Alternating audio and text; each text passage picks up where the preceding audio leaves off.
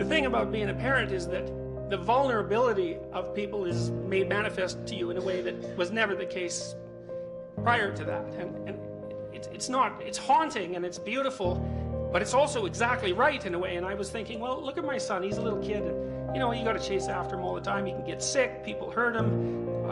People are going to be mean to him. He's going to be disappointed in his life.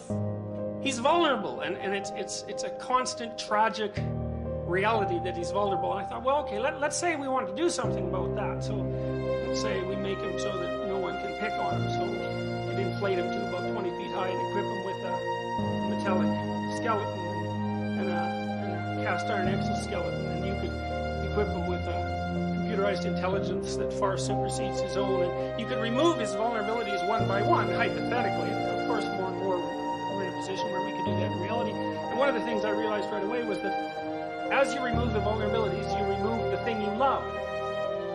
And then I started to understand more deeply that vulnerability was a precondition for human being, and that was a desirable precondition, because the things about human existence that are wonderful and remarkable are so integrally tied up with vulnerability that they're actually inextricable. The Jewish commentary, what the infinite lacks is the finite. It's a more abstract way of getting at the same thing.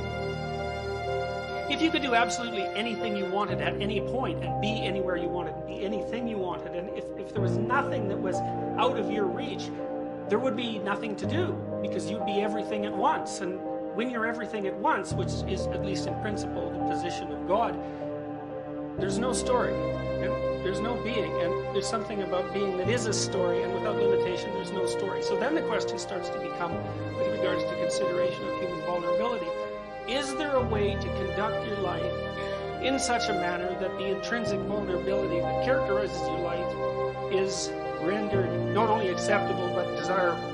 And to me, that's the central question of existence. And I tell you, get that wrong, you're on the wrong track. And if you're on the wrong track, man, you are in one terrible place.